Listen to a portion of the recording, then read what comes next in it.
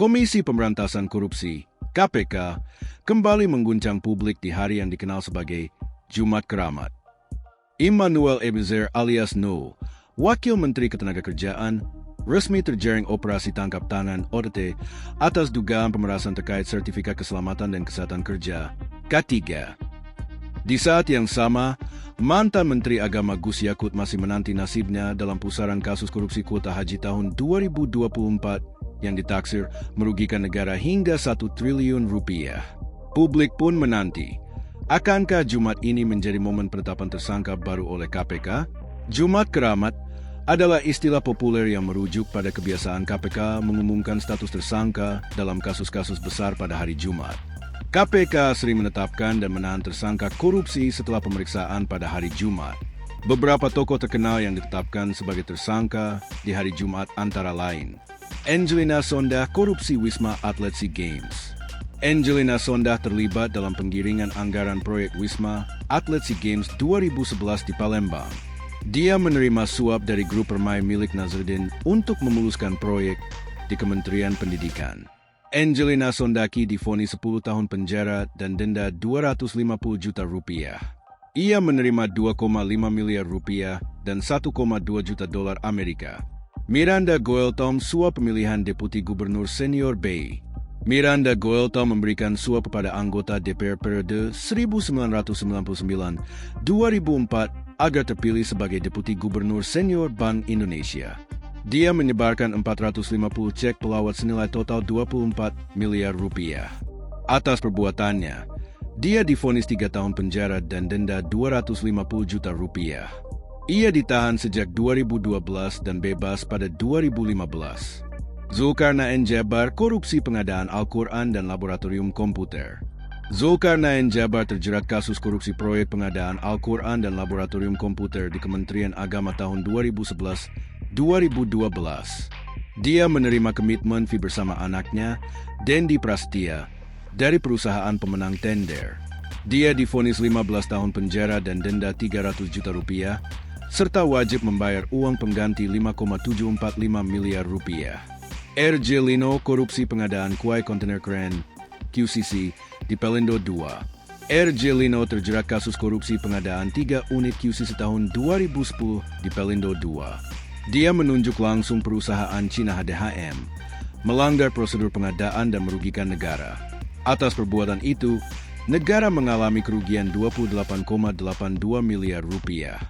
Melihat sejumlah nama yang ditetapkan sebagai tersangka pada hari Jumat, KPK berala-oan memilih hari kelima dalam waktu 1 pekan itu karena menjelang akhir pekan, sehingga tersangka langsung ditahan dan tidak bisa menghindar, dan memberi waktu bagi KPK untuk menyelesaikan proses hukum sebelum libur. Istilah Jumat Keramat sempat meredup di era kepemimpinan Firly Bahri 2019 hingga 2023. Dia sempat menyatakan bahwa setiap hari adalah hari keramat, dan penetapan tersangka bisa dilakukan kapan saja, tergantung kesiapan alat bukti. Menarik menunggu apa yang terjadi pada hari Jumat 22 Agustus 2025 ini. Hingga Jumat 22 Agustus 2025, KPK belum secara resmi mengumumkan tersangka dalam kasus dugaan korupsi kuota haji yang menyeret mantan Menteri Agama Gus Yakut. Dalam perkembangan kasusnya, kasus sudah naik ke tahap penyidikan sejak awal Agustus 2025. Gus Yakut telah diperiksa, dicegah keluar negeri, dan rumahnya digeledah. KPK menyita catatan keuangan dan barang bukti elektronik yang diduga terkait praktik jual beli kuota haji.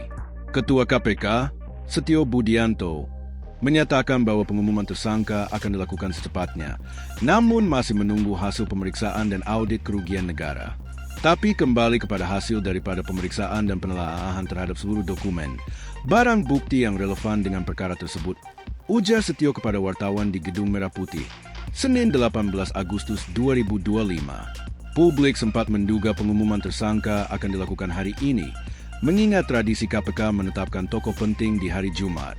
Namun, hingga saat ini, belum ada pengumuman resmi.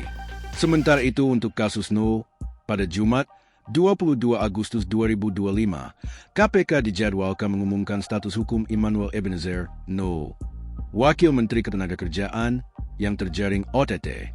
Nul diduga melakukan pemerasan terhadap perusahaan-perusahaan yang mengurus sertifikat keselamatan dan kesehatan kerja K3. KPK menyita sejumlah uang, puluhan mobil, dan motor Ducati. Sebanyak 14 orang perjuring OTT KPK termasuk Nul. Pemerasan terhadap perusahaan-perusahaan terkait pengurusan sertifikasi K3, ujar Wakil Ketua KPK Fitro Rocayanto melalui keterangan tertulis Kamis, 21 Agustus 2025. KPK menyatakan akan mengumumkan status hukum para pihak siang ini, sesuai aturan 1X 24 jam setelah OTT dilakukan. Konferensi pers akan memaparkan konstruksi perkara dan kronologi tangkap tangan secara lengkap. Insya Allah, diumumkan Red siang ini. Konstruksi perkara dan kronologi kegiatan tangkap tangan ini akan disampaikan lengkap dalam konferensi pers, kata juru bicara KPK Budi Prasetyo melalui keterangan tertulis Jumat 22 Agustus 2025. Download Tribun X sekarang, menghadirkan lokal menjadi Indonesia.